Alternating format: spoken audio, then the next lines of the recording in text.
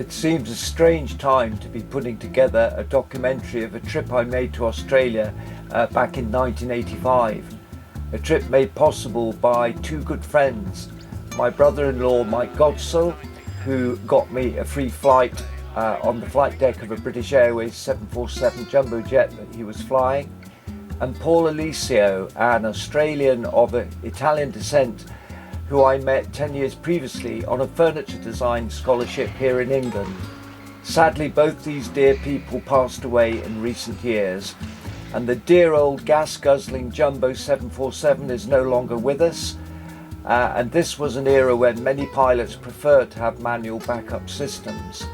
Added to that, I'm putting this travelogue together at a time when there's a pandemic virus, and who knows the future of air travel or anything else. So my name is Jeremy Broon, I'm a designer woodworker, and this is a document of, well, history really. Some of it I hope is lasting, such as the creative woodwork I saw of some of Australia's leading craftsmen. Now, from the moment I landed, I met interesting people, such as a rising pop star and her friends who welcomed me. Opportunities unravelled. I even got to visit underground opal mining, where plus 40 degrees suddenly became 18 degrees underground. This was a trip of a lifetime, and I was struggling to sell innovative furniture back in England, a rather backward country. It was a real tonic to visit a younger nation with such bold confidence in the future. Why I got homesick and returned to the UK, I don't know to this day. But here is my trip, filmed on a domestic VHS camcorder I bought on borrowed money without the permission of my bank. I faced the music when I returned. But this is my first documentary. The sound is rather raw. I've used captions in places and music as well. But hopefully it conveys the spirit of Australia, a great country and people. Now, the first part of my documentary is the flight to Perth, Australia, taking off from Bombay, one of the shortest airstrips in the world. It was an absolute treat of a lifetime when members of British Airways crews' families enjoyed a free pass on the flight deck in what's known as the jump seat. I think this is some of the earliest footage of British Airways crews on the flight deck. This documents the takeoff from Mumbai, and some of the conversations are captioned. APU, stop, brake pressure, check, 1, 2, 3, check, start check complete.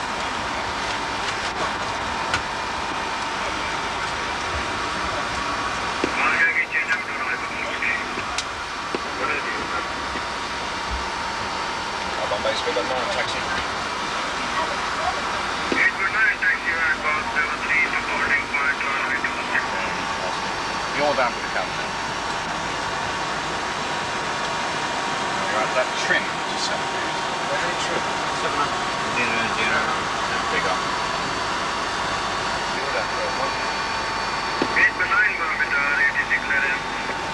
you're right, you're left, take. Speed up 9, go ahead.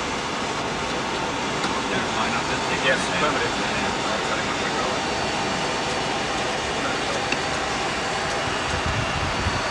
Transponder. I'll stick it on at 3 and 5.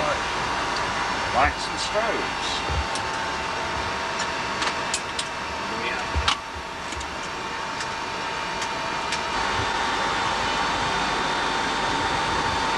So how long's the runway? Just enough. Take checks company. Stay with.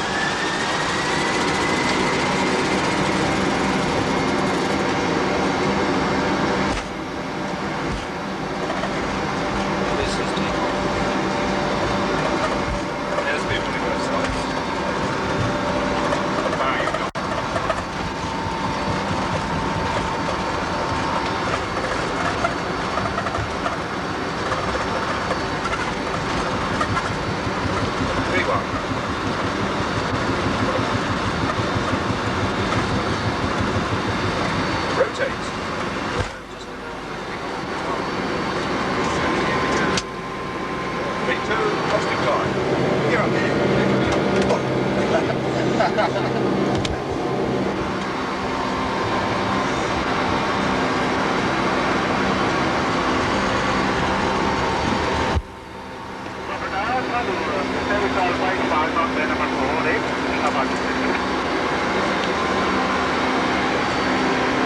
Gear is up.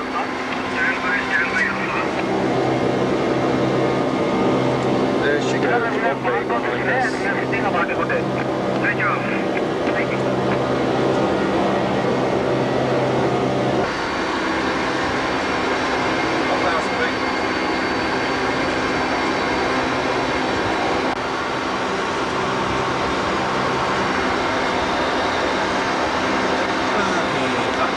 Speed's good. It's 10 selected.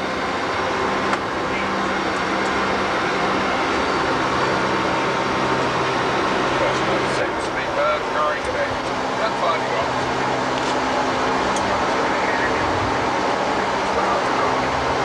Data 124, Bombay ahead.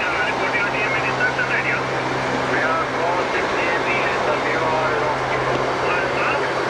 Data 124, Bombay ahead. Right and sound. Flat one, please. Speed's good. Flat one selected. All right, heading 230 and have a time for now. Heading 230 for your vector 0 director 124. Teleport level stop.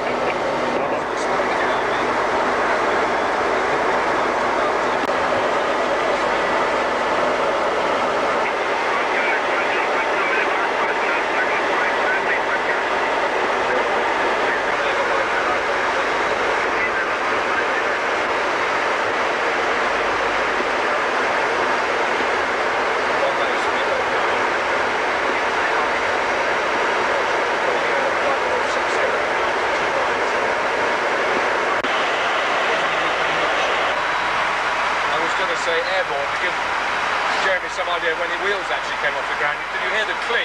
Yes. The click is the wheels leaving the ground, which is some time after we call rotate. Yeah. That sort of look of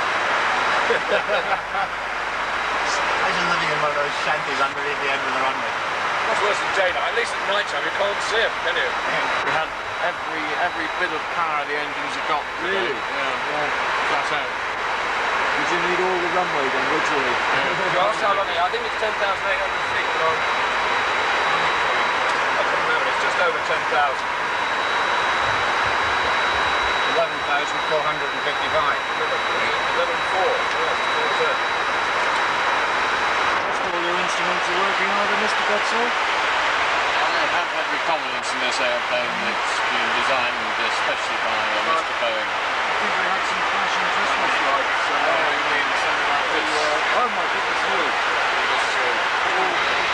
Crossover straits here, which is Sri Lanka, Colombo. Route showing the individual waypoints or places at the latitude and longitude, time, estimated time of arrival, revised estimate and actual time of arrival, our altitude, and all sorts of other things, the distance to go, Yes. fuel required and fuel remaining. General jargon of air traffic control clearances. What sort of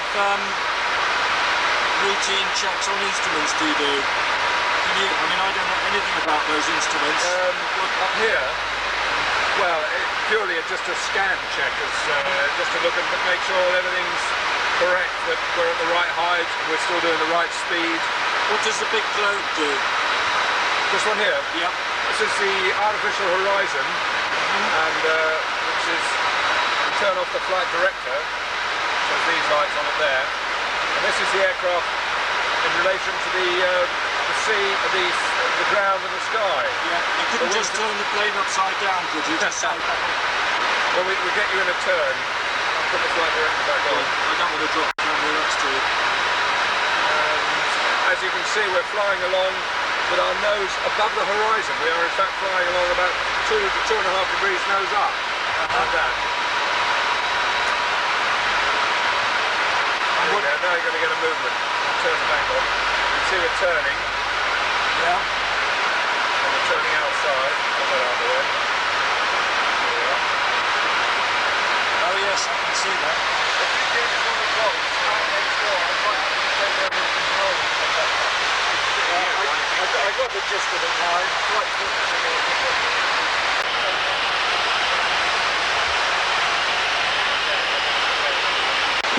Oh my God, more and more of them. Just loads and loads of paper. Wow. Goodness me, what on earth do these things do? How to fly a 747. If in doubt, read the instructions.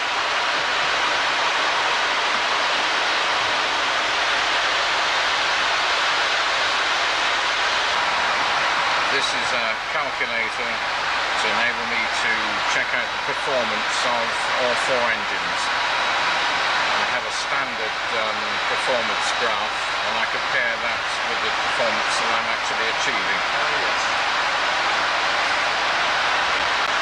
And the next place we get to is Colombo. 2 minutes to get to Colombo from where we are now, which is about there. So we go there and then we head on down to Australia.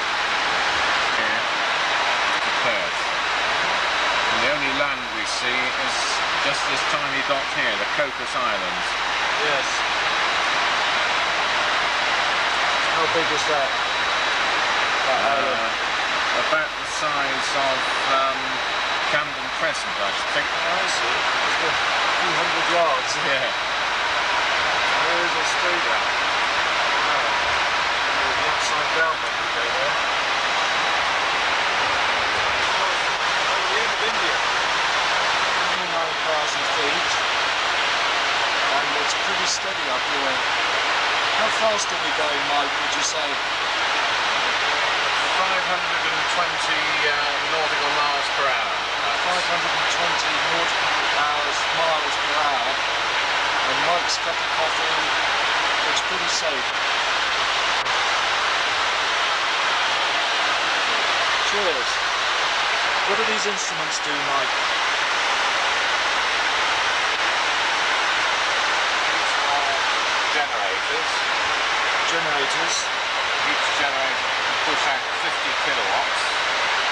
And they're all fairly lightly loaded at the moment. This is the fuel panel. Each of these is a fuel tank gauge. So that relates to fuel. All of these are booster pumps. Boost pumps.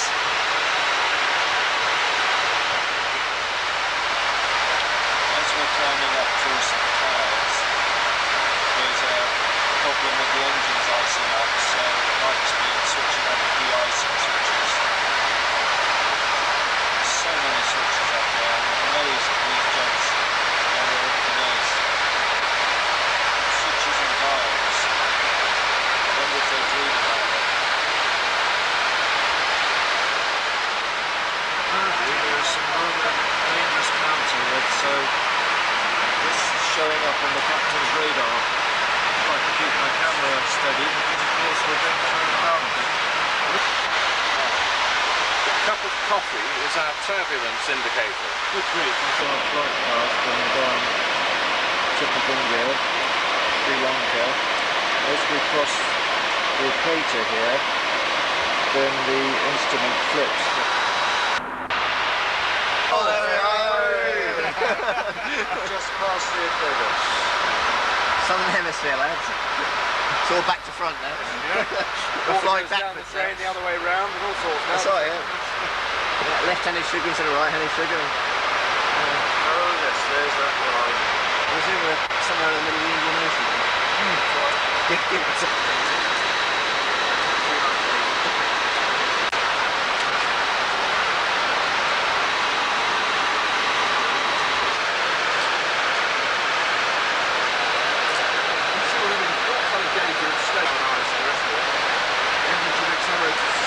If the end of the runway stay, you go over the runway and sit there for a minute. You can't go down the lovely, aren't they? The pilot's got a questionnaire. Yes, a lot of very awkward questions. And Pete's answering his questions here, reading up the answers in the technical manual.